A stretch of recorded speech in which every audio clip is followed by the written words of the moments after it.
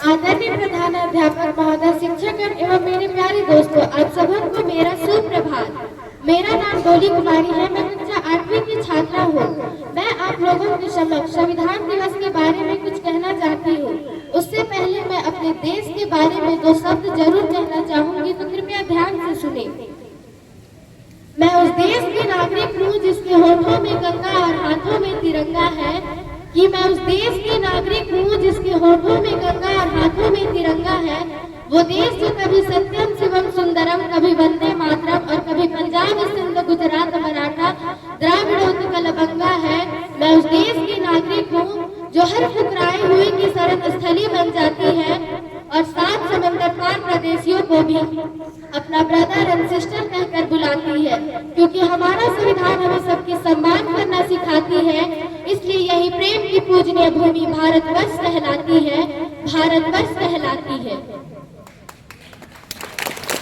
हम सभी जानते हैं कि हर देश को सुचारू ढंग से चलाने के लिए एक संविधान की आवश्यकता होती है।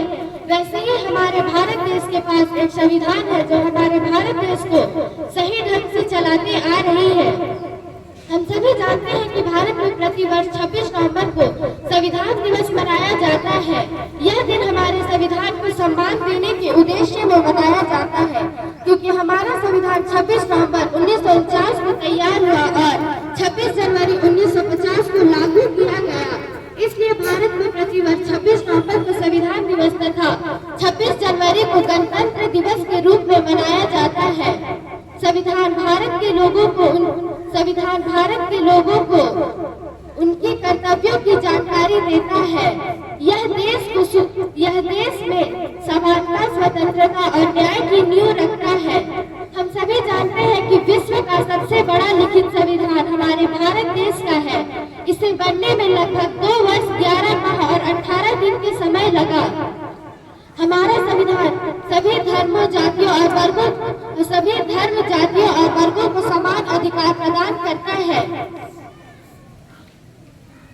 मैं हमारे संविधान निर्माता डॉक्टर भीमराव अंबेडकर को दिल से सत नमन करती हूँ कि उन्होंने एक ऐसे पुस्तक की निर्माण किया है जो हमारे देश को सही अनुशासित ढंग से चलाते आ रही है। अतः मैं अंत में यही कहूँगी कि किसी ने गीता तो किसी ने कुरान लिख डाला। अरे किसी ने गीता तो किसी ने कुरान लिख डाला। जिसे रोका जाता था स्कूल जाने से, उन्होंने एक संविधान लिख डाला। धन्यवाद।